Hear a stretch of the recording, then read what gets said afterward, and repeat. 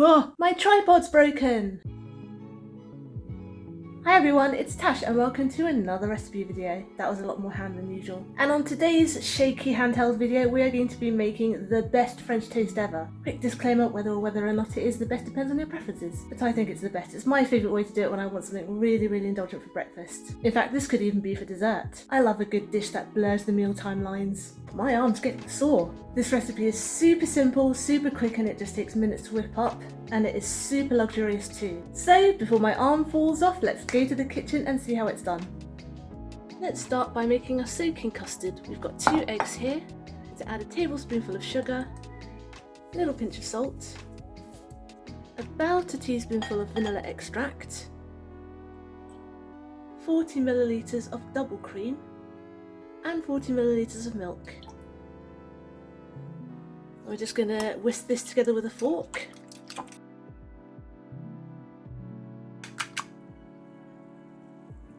And now we're going to soak a good quarter loaf of brioche in it. Yep, a quarter. So I'm going to dunk both sides in, like this. Give the sides a quick dunk too, but we're going to focus on those cut sides. And we're going to leave this for a full hour to soak, turning halfway through. Next, I'm going to very lightly oil a pan with some vegetable oil. And on a medium heat, I'm going to melt about 2 tablespoonfuls of unsalted butter. And not only am I going to let this melt, I'm also going to brown it ever so slightly. So it's going to bubble a bit, and then you will see those white milk solids in the butter slowly go golden brown. And as I'm melting the butter, I am remembering to swirl the pan every so often so the milk solids brown evenly.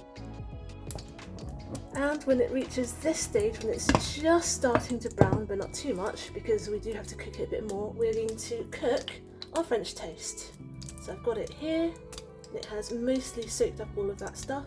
I'm going to gently place it face down, and we're going to cover it and cook it for 5 minutes. After 5 minutes, we're going to want to flip it over. Very gently. Ooh, ooh, nice. Cover it again, and this time we're going to cook it for 3 minutes. And once that's done, we just want to crisp the outside of it so it carefully light on its side, or its bottom in this case, just for a couple of seconds. Be careful, it's going to be hot by the way, but this top side isn't that hot. Roll it over, and we're just going to do that on all sides.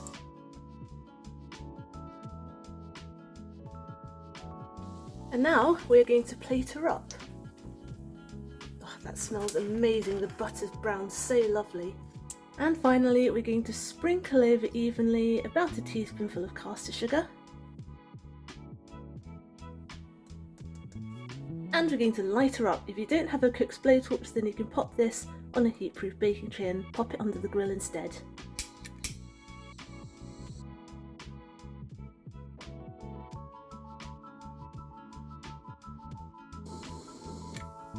Wowee. Give it maybe 1 minute to cool down because that is red hot. And I'm going to serve this with some berries and cream. Get a load of this beauty. Absolutely wonderful. Look at how thick it is. Also, couldn't resist putting some campanula flowers on top. Those are edible from my garden. Well, I say garden, small balcony of growing things. And a few sprigs of mint. Plenty of berries too. And my best impression of a quenelle of clotted cream. And of course we've got some maple syrup there. Let's do a maple syrup pour, shall we? Also, listen to this.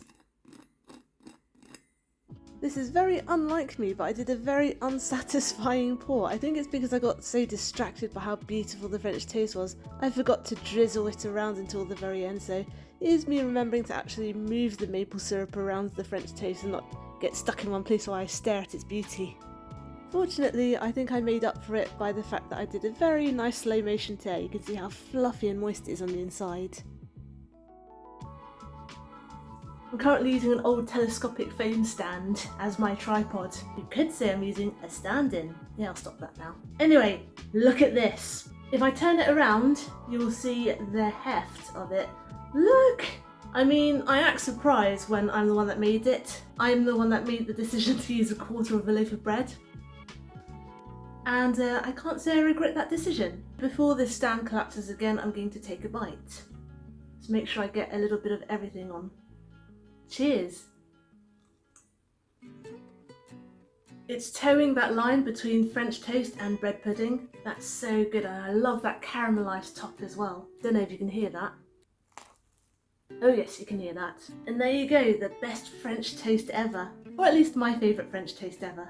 Thanks for watching. I hope you enjoyed today's recipe video, and I hope you'll join me next Wednesday for my next one. Get the full written recipe on my blog tashcakes.com, follow me on Instagram on tashcakes.tastes, and find me on TikTok too. I am tashcakes there too, but my handle is food in slow motion. Subscribe and hit the notification bell if you'd like to see more. Give this video a like if you'd like to help other people find it. Comment down below if you'd like me to make anything in particular, and I'll see you guys next time. Be good, be nice, and have a good week.